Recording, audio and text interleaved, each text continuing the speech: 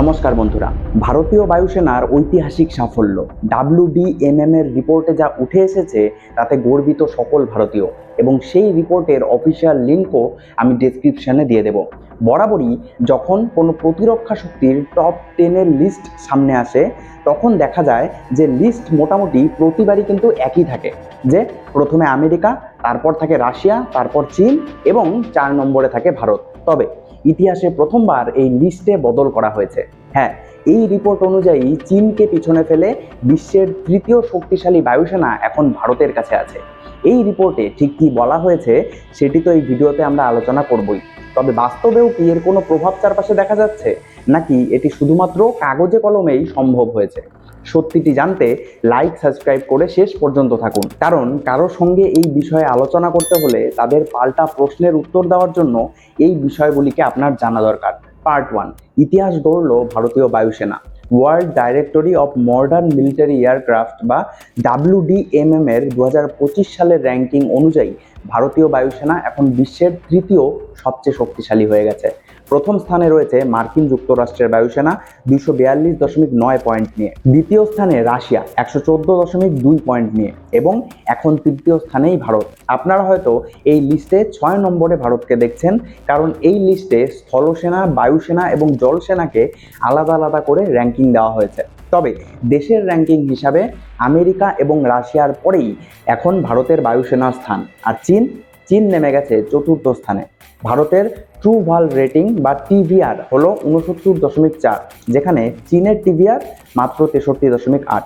তবে আসল প্রশ্ন হলো চীন কিভাবে এই র্যাঙ্কিংয়ে ভারতের থেকেও নিচে চলে আসলো? কারণ চীনের কাছে তো ভারতের চেয়েও অনেক বেশি যুদ্ধবিমান, হেলিকপ্টার ইত্যাদি রয়েছে। এটি সম্ভব হয়েছে কারণ এই রিপোর্টকে তৈরি করার সময় শুধুমাত্র এটাই দেখা হয়নি যে কার কাছে কত বেশি যুদ্ধ বিমান রয়েছে অথবা হেলিকপ্টার রয়েছে, বরং অনেক কিছুকে একসাথে মিলিয়ে সমস্ত কিছুর ভিত্তিতে এই রেটিংকে দেওয়া হয়েছে। অর্থাৎ কোনো দেশের বায়ুসেনার সামগ্রিক যুদ্ধ ক্ষমতা, আধুনিকীকরণ, লজিস্টিক সাপোর্ট, আক্রমণ দক্ষতা, প্রতিরক্ষা সক্ষমতা, প্রশিক্ষণ ব্যবস্থা, স্থানীয় উৎপাদন ক্ষমতা, এমনকি যুদ্ধক্ষেত্রের অভিজ্ঞতাকেও মাপা হয়েছে।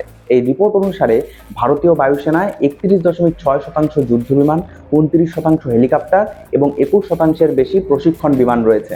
তবে সবকিছুর ব্যালেন্স মোটামুটি ঠিকঠাকই আছে। এই সুষম বন্টনই ভারতকে চীনের থেকে এগিয়ে রেখেছে, কারণ চীনের কাছে 52.9% যুদ্ধবিমান থাকলেও তাদের বাহিনীর সামগ্রিক ভারসাম্য এবং যুদ্ধক্ষেত্রের প্রমাণিত অভিজ্ঞতা ভারতের তুলনায় অনেক কম। এবং ভারতের বায়ুসেনা যে ঠিক কতটা দক্ষ সেটি আপনারা এতেই পরিষ্কার হয়ে যাবেন। পার্ট 2, স্টুডেন্ট নয় হেডমাস্টার ভারত। সাম্প্রতিক ব্রিটিশ এয়ারফোর্স একটি ঐতিহাসিক সিদ্ধান্ত নিয়েছে। ব্রিটেনের রয়্যাল এয়ারফোর্স, যেটা বিশ্বের প্রাচীনতম স্বাধীন বিমান বাহিনী এবং এই র্যাঙ্কিংয়ে পাকিস্তানের চেয়েও ওপরে 11 নম্বরে আছে, তারা এখন ভারতীয় বায়ুসেনার প্রশিক্ষকদের কাছেই নিজের পাইলটদেরকেও যুদ্ধ বিমান চালানোর প্রশিক্ষণ দেবে। তবে তার থেকেও অবাক করার বিষয় কি জানেন? যেই ব্রিটিশ সেনা ভারতের থেকে প্রশিক্ষণ নেওয়ার জন্য এভাবে আর্জি জানিয়েছে, সেই ব্রিটিশ সেনার প্রাক্তন পাইলটদেরকেই বিশাল টাকার বিনিময়ে নিয়োগ করছে চীন। কেন জানেন? চীনের বায়ুসেনার পাইলটদেরকে প্রশিক্ষণ দেওয়ার জন্য। এটি স্পষ্টভাবেই প্রমাণ করে যে চীনের নিজস্ব পাইলট প্রশিক্ষণ এবং অপারেশনাল দক্ষতার অভাব ঠিক কতটা গুরুতর। এছাড়া ভারতীয় বায়ুসেনার শ্রেষ্ঠত্ব হয়তো বাস্তব যুদ্ধক্ষেত্রে সবচেয়ে ভালোভাবে প্রমাণিত হয়েছে অপারেশন সিঁদুরের সময়।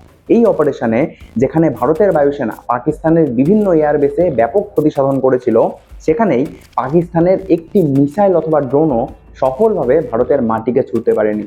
এমনকি তুর্কি তো নিজের সেনাকে পর্যন্ত পাঠিয়ে দিয়েছিল পাকিস্তানে, যারা সেখানে গিয়ে এইসব ড্রোন হামলায় সাহায্য করেছিল। অন্যদিকে চীনও তাদের PL-15 মিসাইল এবং রিয়েল টাইম স্যাটেলাইট ও গোয়েন্দা তথ্যকে দিয়ে পাকিস্তানকে সহায়তা করেছিল। কিন্তু ফলাফল, ভারতের ইন্টিগ্রেটেড এয়ার ডিফেন্স সিস্টেম একটি ড্রোন অথবা মিসাইলকেও ভারতীয় ভূখণ্ডে সাকসেসফুলিভাবে প্রবেশ করতে দেয়নি। সবকটিকেই আকাশেই ধ্বংস করে দেওয়া হয়েছে। এমনকি চীনের অত্যাধুনিক PL-15 মিসাইলকে তো মাঝ আকাশেই জ্যাম করে দিয়েছিল ভারতীয় সেনা। এমনকি তারপর সেই মিসাইলের টেকনোলজিকে পর্যন্ত আমরা আমাদের মিত্র দেশেদের সঙ্গে শেয়ার করেছিলাম। এমনকি পরে তো এটাও জানা যায় যে এই অপারেশনে 2 জন তুর্কির সামরিক অপারেটিভও নিহত হয়েছিল। অর্থাৎ আমি আপনাদেরকে এটাই বোঝাতে চাচ্ছি যে এই অপারেশন সিঁদুর আসলে পাকিস্তানের বিরুদ্ধে শুধুমাত্র ছিল না, বরং পাকিস্তান, চীন, তুর্কি জোটের বিরুদ্ধে ছিল, যেখানে ভারতীয় বায়ুসেনা নিজের শ্রেষ্ঠত্বকে সফলভাবে বিশ্বের সামনে তুলে ধরতে সক্ষম হয়েছে। তবে এখানেই শেষ নয়, বরং পার্ট 2, একের পর এক আবিষ্কার। ভারতের বায়ুসেনার এই র্যাঙ্কিংয়ে ওপরে উঠে যাওয়ার আরেকটি বিশেষ কারণ হলো ভারতের বিশ্বমানের মেড ইন ইন্ডিয়া প্রতিরক্ষা প্রযুক্তি। আমরা তো শুনলামই যে ভারতের made in India integrated air defence system পাকিস্তানের বিরুদ্ধে কি দুর্দান্ত কাজে এসেছিল। তবে সেখানেই থেমে থাকেনি ভারত, বরং একের পর এক এসব নতুন নতুন আবিষ্কার করেই যাচ্ছে আমাদের ডিআরডিওর মতো সংস্থাগুলি। যেমন কালকেরই খবর এটা যে ডিআরডিও 32,000 ফুট উচ্চতায় সফলভাবে একটি আধুনিক প্যারাশুট পরীক্ষা করেছে, যার ফলে আমেরিকা বাদে সমগ্র বিশ্বে ভারতই একমাত্র এমন দেশ হয়ে গেছে যার কাছে এমন অত্যাধুনিক প্রযুক্তি রয়েছে। ডিআরডিওর তৈরি এই military combat parachute system MCPS সফলভাবে 32,000 ফুট উচ্চতা থেকে পরীক্ষা করা হয়েছে। এই উচ্চতা ঠিক কতটা গুরুত্বপূর্ণ জানেন?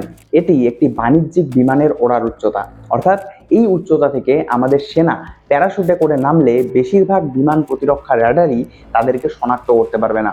অর্থাৎ এখন ভারতীয় প্যারামিলিটারি শত্রুর এলাকার গভীরে গিয়ে সম্পূর্ণ গোপনে প্যারাশুটে করে নামতে পারবে, এবং এত উঁচু থেকে নামায় তাদের রাডার বুঝতেই পারবে না যে এরা পাখি নাকি শত্রু। এবং সবচেয়ে গুরুত্বপূর্ণ বিষয় হলো এটি ভারতের নিজস্ব ন্যাভিক স্যাটেলাইট নেভিগেশন সিস্টেমের মাধ্যমেই চলবে, অর্থাৎ কোনো বাহ্যিক শক্তি এটিকে জ্যাম অথবা ব্যাহত করতে পারবে না। সবই তো জানলাম, তবে পাকিস্তানের এই রিপোর্টে র্যাঙ্কিং কত সেটা না জানলে কি হয় নাকি? চলুন তাহলে আমাদের দুই প্রতিবেশী পাকিস্তান এবং বাংলাদেশের বায়ুসেনার র্যাঙ্কিংকে জেনে নেওয়া যায়। পাকিস্তান বিমান বাহিনীর টিভিআর মাত্র 46.3, তাদের র্যাঙ্ক 18তম, আর বাংলাদেশ রয়েছে 82তম স্থানে, টিভিআর মাত্র 14.1। অর্থাৎ এই রিপোর্ট দেখায় যে সংখ্যা এখনো পিছিয়ে থাকলেও দক্ষতা এবং ভারসাম্যে ভারতীয় বায়ুসেনা বর্তমানে অন্যদের থেকে অনেক এগিয়ে।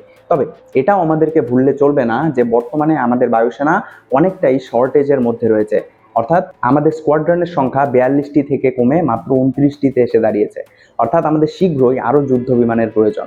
এইসব দিকেও উপেক্ষা করা উচিত নয়, বরং এই রিপোর্টে খুশি হয়ে আমাদের আরও বেশি করে আমাদের সেনাকে উন্নত করার দিকে ধ্যান দেওয়া উচিত। তবে এই বিষয়ে আপনাদের ঠিক কী মত সেটি অবশ্যই কমেন্টে জানাতে ভুলবেন না, এবং আপনাদের কাছে একটাই রিকোয়েস্ট যে একটি লাইক এবং সাবস্ক্রাইব অবশ্যই করবেন, কারণ এটি আপনাদের জন্য সামান্য মনে হলেও এটি সত্যি আমাকে আপনাদের জন্য আরও এমন নতুন নতুন বিশ্লেষণাত্মক ভিডিও নিয়ে আসতে অনুপ্রেরণা যোগায়। দেখা হচ্ছে পরের ভিডিওতে। ধন্যবাদ।